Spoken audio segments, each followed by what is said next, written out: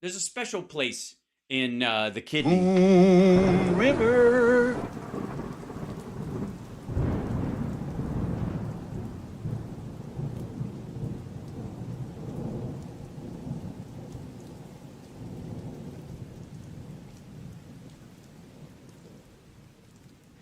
There's a special place in my heart for the most miserable man on the internet. Ladies and gentlemen, Greg Kelly. I didn't think it was possible. I've dreamed of this day. Ladies and gentlemen, apparently Greg Kelly has found a way to be even more miserable. Greg Kelly, I am not thrilled tonight. Greg, you don't look it, buddy. You look a little bagged the fuck out. And I, again, this was 19 hours ago, so this is, you posted this from before. This is when this right after the vote happened. And I hope you've had a chance to check out the tweet, the shit that I CC'd you in, which kills the whole Jamie Comer, Jim Jordan argument about the fucking Shokin firing. Just burns it right to the ground in front of you. And I hope that contributes to your misery through the rest of the week. I feel like I'm doing my part. But this is one of the best womp womp faces I have seen in a long fucking time. It's a face that just gives it to us right there. It's good stuff. Look at the misery. Look at the resolve, the failed resolve. Look at the wistful look in the eyes. It's so sad. The whole thing's so very sad. Why so sad? So, folks, I'm still trying to absorb this. Take it. Well, we won't hold our breath. We know you're an idiot, and it might take you a very long time. All in and figure out what it means. I am. Yes, God forbid someone on the fucking news should understand what something means and be able to process it before they fucking talk about it. Asshole, I do these videos off the cuff. For those of you who may be joining us, like, subscribe, thumbs up, share the show. But I'd like to tell you that I don't pre-watch these videos because I don't fucking have to, because I already understand the issues and therefore I can react soundly to what is being said about them and whatever's going on with these nutcases, and we can enjoy ourselves and that kind of thing. I don't have to go, well, let's see. And if I do, if it's a random detail that I hear for the first time, we go and look it the fuck up. Doesn't take us a second. And I'm not even doing a fucking nightly show that only has an hour window. I got a little wiggle room, so I can do that. If I only had an hour to be on a night, you bet your fucking ass I'd pre-watch stuff that we were going to do that night. And I would get me, or if I had a staff, I would get them to, look up certain articles on it, and I would go, here, you might want to, we're going to counter that argument with the details that are important, and we'll put that up there. I found something myself, and so, yeah, right, that kind of shit. The dollar index at $1.07. I know, the dollar, why does it keep getting stronger? Anyways, but this fella, he's not afraid to come right on the air and go, I'm a dumbass. I'm completely incapable of understanding any of this. Ha ha ha ha. That's my show. Not thrilled tonight. I'm not thrilled tonight. I'm gonna let McCarthy go till we see the light. I've never been a big fan of Kevin McCarthy. A lot about him that, quite frankly, doesn't appeal to me. He's not really MAGA, career politician, all that kind of stuff. Yeah, his district is violent, and the murder rate there is higher than the murder rate in Los Angeles, and yet he somehow proselytizes to everybody wokey woke or some shit. But he did become. But he's tall. The speaker, and I thought he was doing a relatively good job, to be honest. Why be honest now? But right now, at this moment, we have a situation in America where we have no border, right? No, not right. I'm just going to say, I don't want to stop you right away, but we have a border. But people in other countries that might be watching Greg Kelly's show translated into something else, don't come. We do have a border. We actually have one. And I'm talking to you, Canadians.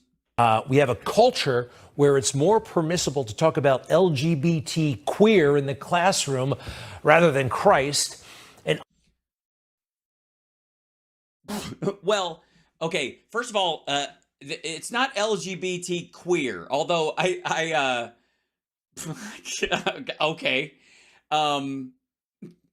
That's just wonderful. That is so bad. It's great. LGBT queer. And that's because it's a sort of like you're dealing with this sort of something kids might hear about in their daily lives, and you can discuss discuss to some degree. And by the way, comparative religion classes, you can talk about Christ all you want, but we have secular schools, unless of course, Greg, you don't like Sunday school. You got something against Sunday school, motherfucker? Huh? Huh? Huh? Huh? I mean, you obviously have no faith in pastors, priests, and ministers. You have no faith in our nation's Sunday school teachers. You think they have to teach it in fucking public schools so that kids will understand it? Wow. I don't know. I mean, I think that's I don't think they're gonna like hearing that. I wouldn't go to. I mean, I know you don't go to church anyways, but if you went there, I wouldn't do that. I wouldn't bring that up. Unending war in Ukraine. It'll end. You do realize this motherfucker didn't give a shit that Trump came into office and left office with us still in Afghanistan, but this is an unending war. We're not in that war, motherfucker. We're helping them. We didn't have boots on the ground. Shut the fuck up. War we lost in Afghanistan. And we didn't lose the fucking war. There was no war to be had. We were standing up a government, and they were not going to stand up on their own. We left. We did what we said. We moved in. We drove out the Taliban and established this government. And over time, people stopped voting for it because it's not really a country. It's 12 tribal areas. Afghanistan is not the graveyard of empires. Every empire that's ever fought there has eventually decided it's not fucking worth it. Why am I here? That's what happens. Ultimately, I got news for you. Even the Soviet Union, I would say it qualifies. They're like, the only reason we care about this place is because we might want to go through it. Now we don't have to anymore. All of these things you can lay right at the foot of Democrats, especially Joe Biden. Why? Oh, because he got us out of Afghanistan? And tonight, they are laughing. That's true. But all due respect, Greg, which is none, I'm always laughing at you. I'm serious. I find you pathetically hilarious. I'm genuinely amazed repeatedly through the course of my week at your blindly idiotic takes and your intellectual incapacity. It tickles my funny bone, I got to tell you, and some of my other bones as well. Yeah, I don't, I'm always laughing. This is nothing new. At Republicans. Oh, okay, at Republicans, I see. Well, you and Republicans. They somehow, through all of this stuff, have the upper hand. And let's not forget, Joe Biden, almost definitely a corrupt politician. It's been 3.5 years, and that's the best you can do. Almost definitely a corrupt politician. Do you think that choice of language has anything to do with Trump being in fucking court, embarrassing himself every day this week? And somehow the Republicans are leaderless, right? Yeah, leaderless, rudderless, utterly dumbassness. I don't know. Yeah. Have you seen Trump? Have you heard him speak? They've been leaderless forever. They're led by their id, you dumb motherfucker. Now, that kind of doesn't make sense. I am all for, from time to time, shaking up the system. Yeah, drive it randomly. That's the important thing. You ever wonder how I got these scars? Right? Totally. The system stinks. Yeah, it stinks. The system. I hate the system of stuff that I rely on every fucking day for a functioning country. I despise it. It's just awful. But at some point, you got to get stuff done. Well, yeah, because you have a system, right? Obviously, that's one of the primary aspects. One of the defining characteristics of a system is to get things done. Otherwise, why would you need a system? And by the way, if the system was getting things done and your interrupt of the system stops things from getting things done, then you'd need the system to get things done, and so you're full of shit when you say you hate the system. At some point, you got to look around. 8 members of Congress, just 8 Yeah, assholes. Yeah, they set the rules. Republicans, and some of them I like, some of them I don't like. Tits. We're able to basically overrule, what, 200 plus Republicans? I don't know about this, folks. I don't know.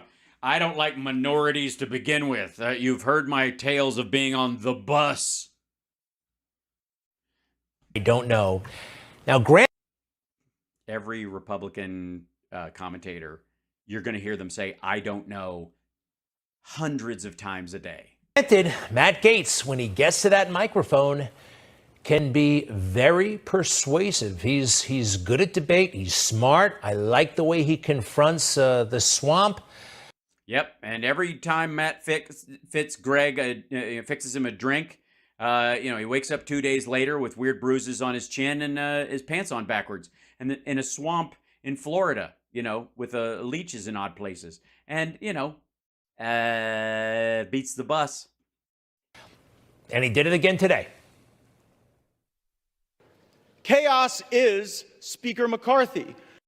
No, actually, it was regular order. There's nothing chaotic about debt and accumulating it over time, especially after a giant worldwide emergency, at all.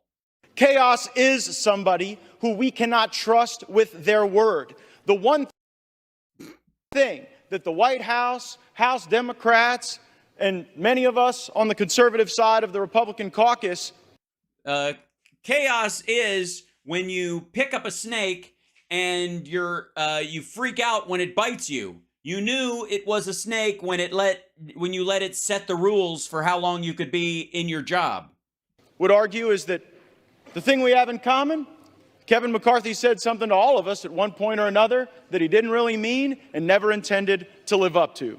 This isn't a critique. It's like in the immortal words of Brian Kinney, it's not a lie if they make you lie. And one of the key defining characteristics of Matt Gaetz and his little group is that they insist you bullshit them. They insist that you say you will do things that they know you cannot do, and you know you cannot do, and they know you can't do it.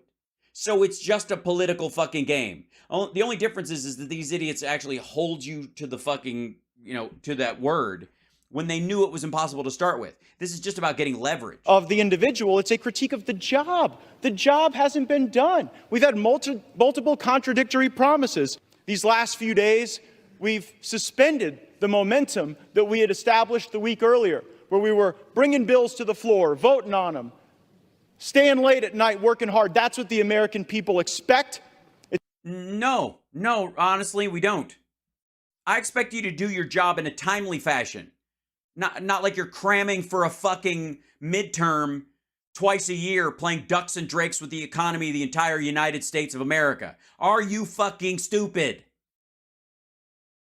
Do your job when you're supposed to do your job. Can we get Tony Robbins in there? Could somebody, Brian Tracy, anybody who could come in there and teach them how to fucking run a calendar, for fuck's sake? Get it done when you're supposed to get it done. You don't get the last minute every fucking thing. Like, they expect us to work hard. No, I don't. I expect you to work smart. I don't expect him to work smart. I have high expectations of other human beings. I don't, specifically this dickhead. I think Speaker McCarthy hasn't delivered, and that's why I've moved to vacate the chair. All right.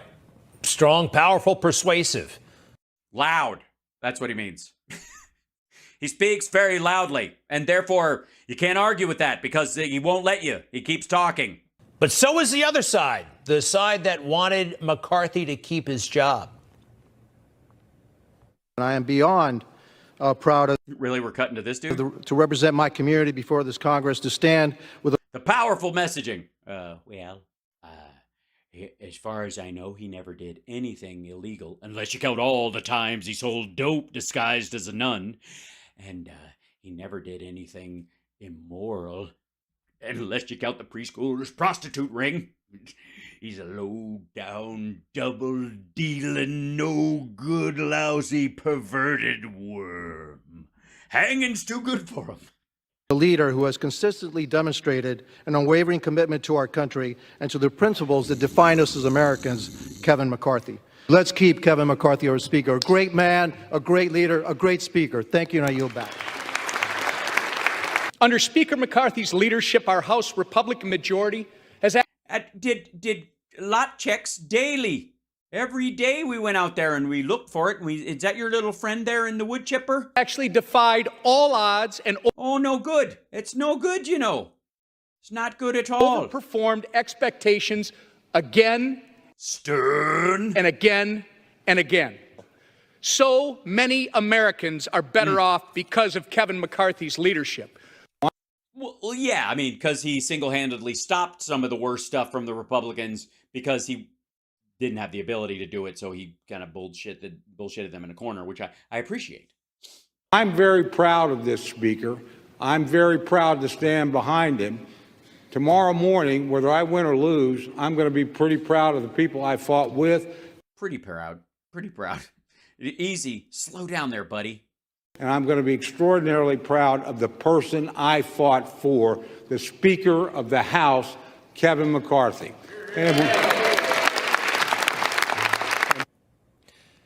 And there were others. Jim Jordan, who I really respect. He's Yes. Yeah. If you ever, I mean, obviously, if you ever need somebody to look the other way when you're sexually assaulting some wrestlers, Greg, he's your guy. You can always count on him to not see anything. he was for McCarthy. He was for McCarthy. I didn't even know how that was going to shake out. I don't understand any of this. overwhelming majority were for McCarthy, but the way the rules were set up, basically the standards they imposed on Kevin McCarthy to get the job, one person could start this process. Anyway, he spoke just a little while ago, and he's leaving the speakership. Maybe. Yeah. He's not. He was kicked out. He doesn't get to leave. They didn't give him a chance to resign. Congress, but he didn't go that far tonight.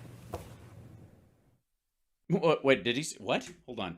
Speakership, maybe Congress, but he didn't go. Maybe Congress. Well, Bakersfield?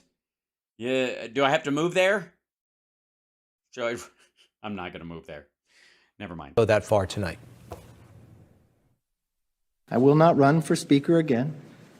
Even though I have the most condescending voice in the history of the speakership, I think I have a future in reading Sunday school Christian manuals for fixing the toilet in the church rectory. This is my dream. I'll have the conference pick somebody else. I hope you realize that every day I did the job, regardless whether you underestimated me or not, I wanted to do it with a smile. Who gives a shit? You wanted to do it with a smile?